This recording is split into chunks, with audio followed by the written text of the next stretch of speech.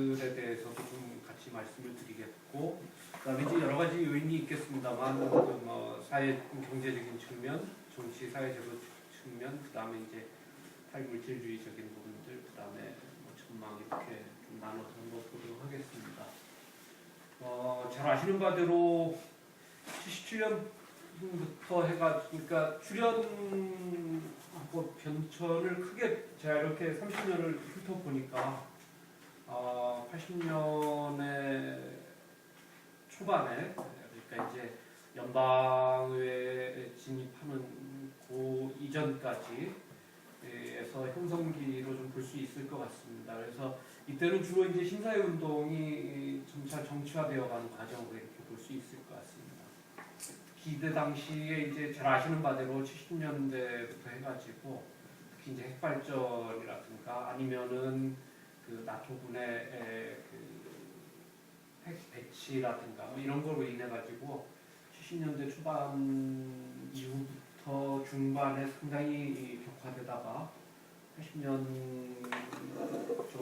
초반까지 핵 문제가 굉장히 핵 발전도 그렇고 그다음에 핵무기 배치와 관련한 나토군의 그 문제도 그렇고 상당히 많은 논란의 중심에 있었습니다. 결국 핵 문제가 이제 이런 평가를 하던데 제가 보기에는 맞는 것 같습니다. 급진 좌파와 보수적 생태주의자, 비정치적 지역 주민들을 묶어주는 주요 단서로서 작용했다라고 볼 수 있을 것 같습니다. 그리고 그게 이제 형성기에 나름대로 이렇게 힘이 모아질 수 있는 계기로 됐던 측면이 있다라고 봅니다. 그 다음에 이제 반정당 뭐 엔티파티 뭐 파티 이런 식으로 해가지고 그러니까 정당을 반대하는 정당으로서 이제 녹색당이라고 하는 저기 방식이랄까요? 이런 부분들이 이제 명확하게 해서 83년 10월 연방의회 선거에서 5% 넘습니다. 잘 아시는 바대로 이제 독일은 5% 이상만 되면은 의석이 정확하게 이제 그에 준해서 배분이 되는데 그래서 83년도에 5.6% 득표해서 원내 교섭단체를 구성하게 되고 바로 이제 그 4년 뒤에 87년 선거에서는 연방의회에서 8.3%까지 획득을 하게 됩니다. 그래서 그때까지는 상당히 초기에 받은 힘으로 이렇게 탄력을 받아서 87년 선거까지 가고 그 과정에 이제 84년하고 89년 유럽의회 선거에서도 마찬가지 8.2%, 8.4% 이런 식으로 지지를 획득하고요. 그다음에 이제 80년대 말 85년도부터 이제 동부 유럽이 흔들리고 그러면서 독일도 굉장히 이념적인 그런 문제들로 해가지고 80년대 하반기 들어가면은 85년부터는 해가지고 상당히 이념적인 측면에서 어떻든 신사회 운동 중심으로 모여있던 세력들의 이념적인 부분에서의 퇴보 내지는 뭐 이렇게 대중적으로 한번 타격을 받게 됩니다. 그럼에도 불구하고 이제 사실 선거에서는 계속 이렇게 상승세를 이어가던 중에 87년, 88년, 89년 뭐 이런 유럽의회 선거까지를 통해서 어떻든 그 독일의 권력 관계를 보는 데 있어서 이제 중요 변수로 이렇게 대두가 되는 시기까지 있고요.